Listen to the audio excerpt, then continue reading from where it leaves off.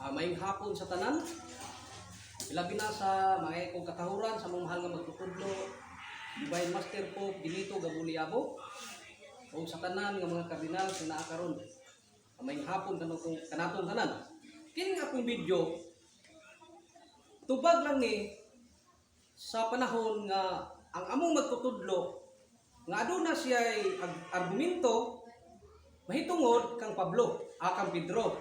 Nagiingon, kinsa ang nagagama ni Pedro nga Santo Papa? Katoliko ba o si Jesucristo? O kini argumento, unang argumento. O ikaduha, ang nga argumento mo kini. O si Jesucristo man naghimo og Santo Papa ni Pedro, unsa may kasulatan ni Pedro mahitungod og ni Ginoong Jesucristo nga si Pedro gihimo og Santo Papa ni Ginoong Jesucristo. Karon sa panahon nga si Judas wala na ning panahona tungod kay minbudhi siya o adunay 11 ka mga apostolis nga ang ika-11 ana mao si Pedro. Karon kung tinuod pa nga si Pedro gituboy ni Ginoong Jesucristo nga mahimong Santo Papa, kadto untang mga apostolis nga kauban ni Pedro mingingon unta Santo Papa, mingon unta, pero wala man atong makita, wala man, di ba? Wala may kasulatan nga si Jesus mingon nga Papa Pedro, di ba? Wala. Mao kanay gitubag ni gingon da si FD daw siya. Catholic faith defender nga mao si Eugene Pellegrino Gapo. Karon ang sitas nga iyang giingon hampak dinhi sa among magtutudlo mao kini sa 2 Pedro 2:1. Ako kining basahon ug unsay nakasulat niini.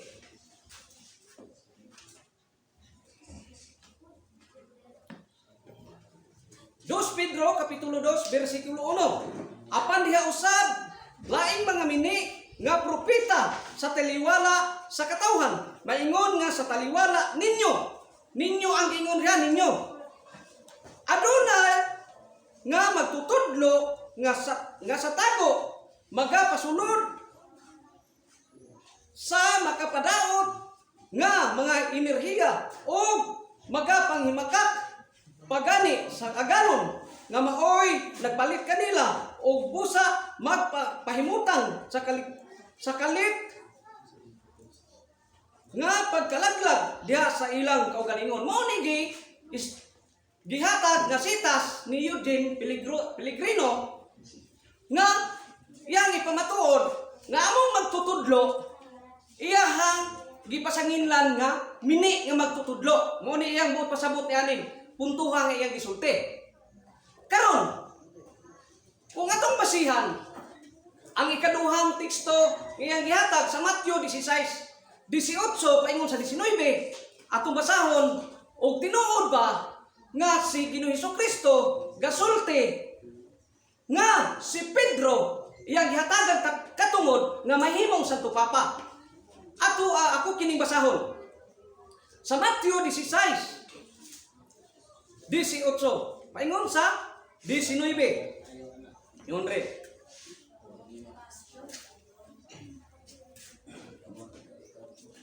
Mateo 16, kapitulo 16, versikulo 18, ngadto sa 19. Og sultihan ko ikaw, mao si Pedro, og sa ibabaw nining bato, pagatukuron ko ang akong iglesia. Muli giingon ni Ginoong Jesucristo ni Pedro.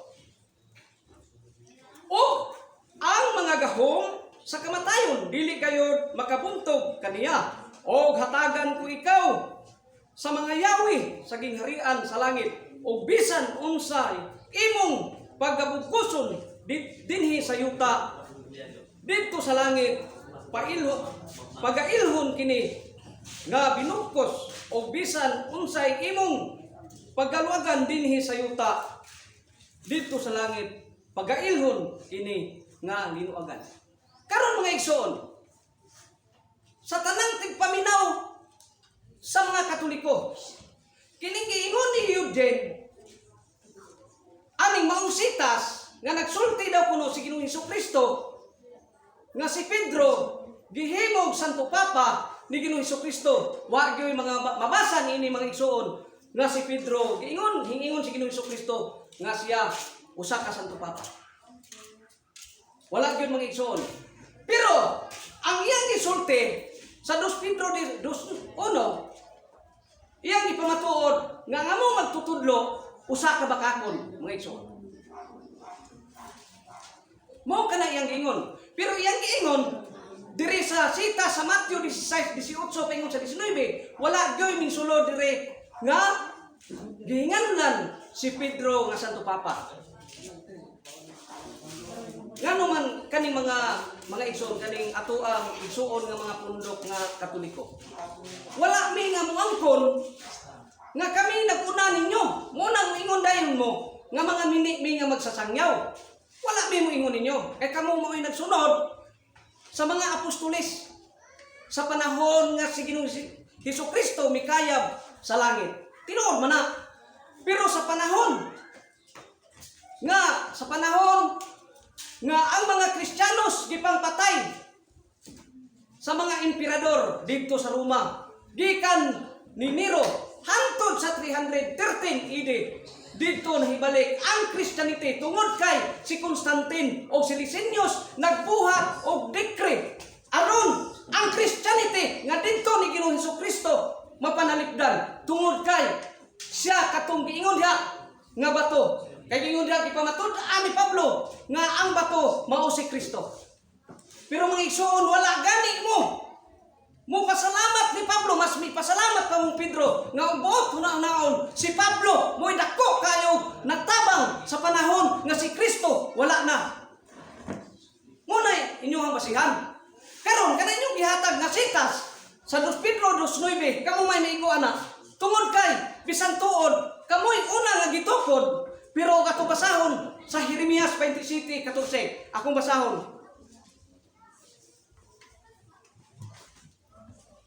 Akong basahon ang Jeremias 27:14. Unsay buot pasabot? Gingon re, og ayaw kamo, kinsa man ning kamo re? Mga apostoles kamo. Ayaw kamo pagpatalinghog sa mga pulong, sa mga malalagna nga managsulti kaninyo. Kinsa man kaninyo, mao kanang mga Katoliko. Munay kaninyo sa pag-ingon, dili kamo mag-alagad sa hari sa Babylonia kay sila nanagna og bakat kaninyo. Karon mga igsoon, kanang inyong giingon nga sitas nga mini ang among magtutudlo tungod kay nagsulti lang sa tinuod nga si Pedro dili wala giingon nga si Ginoong Hesukristo nagingon nga sa Santo Papa si Pedro. Karon kamo may una may igsoon kamo man ilabi na nimo Eugene, ikaw mo oy bakakon tungod kay kamo may nagsunod sa mga apostoles. Wala man ninyo mo balibad na kamoy kasunod. Pero kinsa man diinin kaninyo, di ba? Kamong mga Katoliko. Karon, minggamit pa ka sa Juan 21. Gingon ri ato basahon. Juan 21.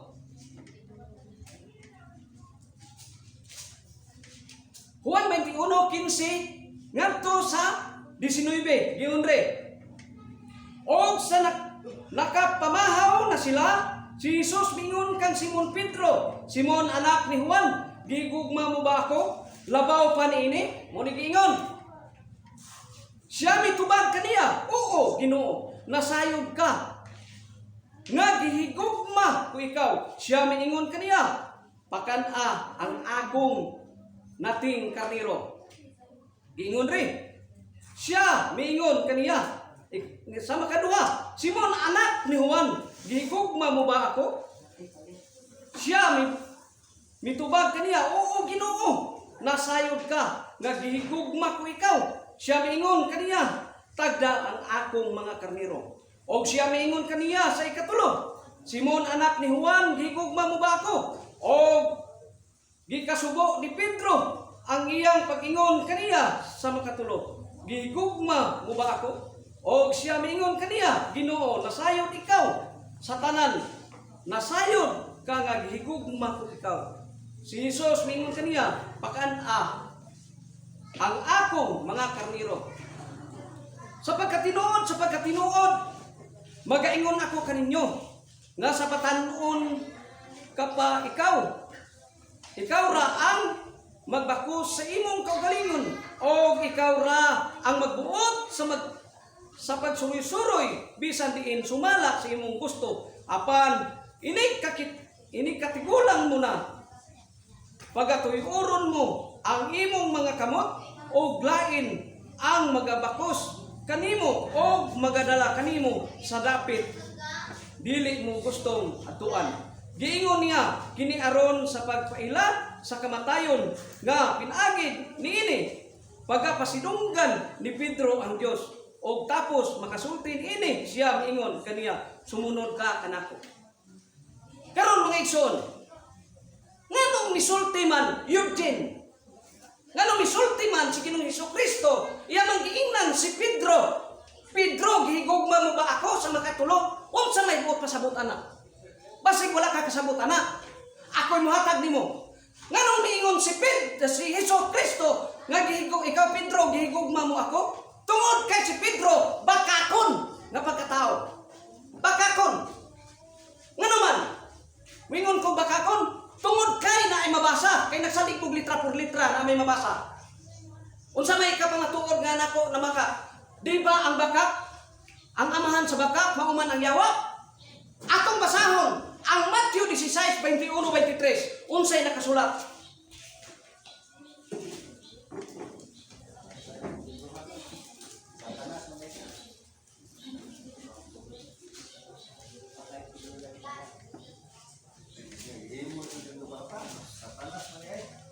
Karon, akong basahon.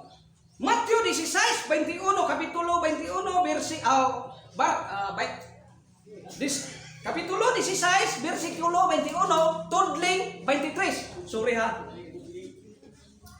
Karon akong basahon. Sukat niadtong panahona, mo ni ingon, gisugdan ni Hesus ang pagpahayag ngadto sa iyang mga tinun-an nga kinahanglan moadto siya sa Jerusalem o bag-antos sa daghang mga pagsukit nga pagkahimuon kaniya sa mga ansyano o sa mga saserdote nga punuan o sa mga eskriba o pagapatyon siya o sa ikatulo kaadlaw pagabanhawon siya o gipinig siya ni Pedro o gisugdan siya sa pagbadlong niya nga nag-ingon, "Pahilayo kana Ginoo." Unsay tubag ni Ginoong Hesukristo? Dito ni Pedro nga inyong giingon nga Santo Papa. Apan miliso siya og miingon, ni Pedro, "Pahawa diha sa tanas sa ato pa." Kanang inyong gihatag, giingon nga Santo Papa, mao kanay amahan sa baka nga mao ang yawa. Kay miingon man si Jesus, di man ko makasala tungod kay si Ginoong Hesukristo man misulti nga si Pedro yawa. Karon, unsa pa may laing pamatuod nga si Pedro kanang inyong gitawag nga Santo Papa butbuton o bakakon nga pareha nimo bakakon. Karon akong basahon.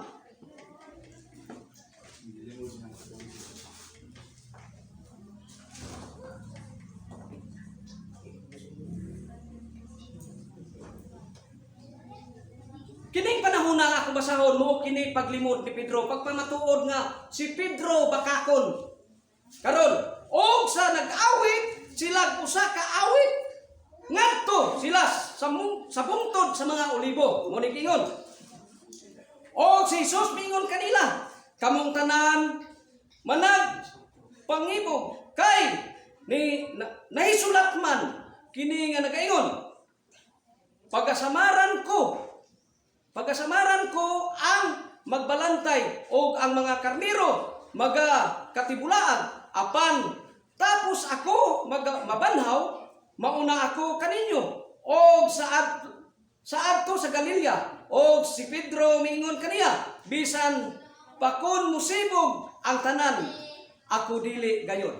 Mo na giingon ni Pedro pag nga nagsaad siya nga dili gyud siya moatras. Unsay giingon pa gyud kaniya mitubag si Jesus nga nagaingon sapagkat tinuod mag-ingon ako kanimo nga karong gabi una sa dili pa ang manok mutuktugao sa makaduha igalimod mo ako sa makatulo. Apan siya mingon nga mainiton gayod kung kinahanglan man nga mamatay ako uban kanimo. Dili ko gayod ikaw igalimod og silang tanan na nagsulti karon mga igsoon, si Pedro kusog kayo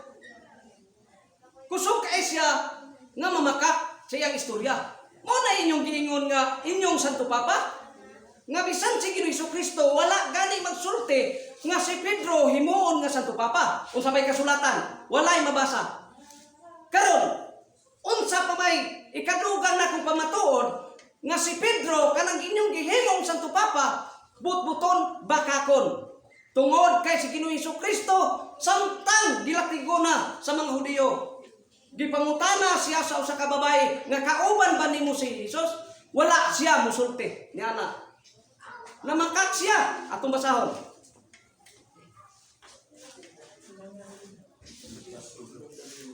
Karon ako masahon sa Lucas Kapitulo 22 versikulo 57 tudling 61. Apan kini gipahimaka niya nga nagaingon, babae, wala ako makaila kaniya. Taod-taod dihay lain nga nakita kaniya og miingon ikaw usab kauban nila. Apan si Pedro mitubag, uy, tao, dili baya ako. O sa paglabays sa may usa ka takna diha nay lain usab nga nangahimatod sa hilabihan nga nag-ingon sa pagkatinuod kining tawhana usab uban kaniya kay Galileanhon man siya. Apan si Pedro mitubag sa tao, ambot kung unsa kanang imong giingon. O diha samtang nagsulti pa siya mitugtugaok ang manok og ang Ginoo milingi og mitutok kang Pedro og si Pedro nahinumdom sa pulong sa Ginoo sa iyang pagingon kaniya sa dili pa mutugaok ang manok karong adlaw igalimod mo ako sa makatulo. Mo ni mga igsoon kanang inyong gihimo nga Santo Papa nga mao si Pedro mo di ay amahan sa baka kay bisan gani si Ginoong Jesucristo iya ako man gipamatud-an sa ako ang pag-live karon nga si Pedro dili angayan nga usa ka amahan tungod kay siya amahan sa bakakon nga mao ang yawa. Karon kanang imong giingon diha sa sitas sa Mateo 16:18 giingon nimo diha sa imong live ikaw si Pedro sa ibabaw ning bato, ikaw si Pedro nga bato. Imong gihinganlan si Pedro nga bato. Giunsa man nimo pagsulti? Nga imuha naman gihinganlan si Pedro nga bato. Nga buot hunahon nga kanang bato diha mao man si Kristo. Dili man mao si Pedro. Busa pangigsoon kung mutuo kamo aning tawhana nga nagpasikat lang sa iyahang account para makakwarta. Muna hunahon ninyo mga igsoon kung makaluwas ba ang iyang sangyaw mga igsoon. Kay kanayang sangyaw puros binutbot pero sayang lang ang mga tao nga mo comment nga mo uban pud sa iyang binutbot kay kana way kaluwasan. Kay nga naman si Pedro gihimo ninyong amahan nga Santo Papa Uputon na naon si Ginoong Hesukristo wala magsulti nga siya usa ka amahan, mas maayo pa si Pablo mo inyong giingon nga amahan tungod kay dako kay gikatabang si Pablo sa pagpadaghan sa mga Kristiyanos tungod siya usa siya ka manglulutos pero ginanagan siya sa espiritu ni Ginoong Hesukristo busa nagbag-o siya mo siya ay maisog nga miabot dito sa Roma aron makasangyaw sa maayong pulong ni nga gibilin ni Ginoong Hesukristo pero dili si Pedro. Og dinhira ko kutob mayong buntag kanatong tanan.